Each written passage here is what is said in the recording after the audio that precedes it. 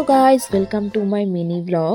যেমন কি তোমরা অক্ষণ দেখলা যে আমরা সকালটা কেমনে শুরু হয়েছে।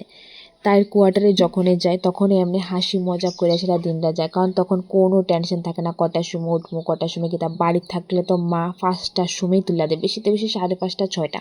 বাট এর লেট তো করলেই শেষ, মানে শনির দশা কান ধরতে যাবো এমন অবস্থা। বাট তার কোয়ার্টারে গেলে আমরা চিল থাকি। কিন্তু ওদিনকে একটু তাড়াতাড়ি উঠছি, কারণ আমরা ওদিনকে নিরামিষ আসলে সকালে উঠে সব কাজ করছি, তাই বাজার থেকে জিনিসও লয়ে আইছে। তারপর স্নান করে এখানে আমরা ব্রেকফাস্ট করতেছিলাম। ব্রেকফাস্টে আসছিল কফি আর ওরিও বিস্কিট। আর খাইতে খাইতে আমরা যত চুগলি আছে সব করে লাইছি, যা যা আসছিল সারাদিনের লেগে চুগলি শেষ। তারপর এখানে আমরা চুগলি করার পরে রান্না করতে গেছি।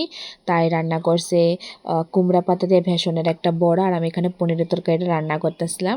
আর আমার কুকিং স্কিল দেখে কেউ প্লিজ হাসো না। আমার মাঝে মধ্যে এমন হয় যখন একটু তেল গরম থাকে আমার একটু ডর লাগে কিছু ঢালতে। তো এখানে তোমরা দেখতেই পাচ্ছ আমরা কি কি রান্না হয়েছে আজকে। তারপর তার যাইতেছিল ডিউটি, তাই টাটা বাই বাই করে সেরা।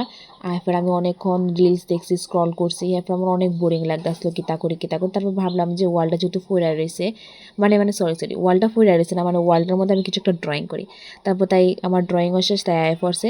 এরপর তাড়াতাড়ি করে গেছি তার রিয়াকশন দেখতে। এরপর তাকে এটা কিতা করছো, বোরিং রিয়াকশন। যদি ভালো লাগে অবশ্যই লাইক কমেন্ট অ্যান্ড শেয়ার।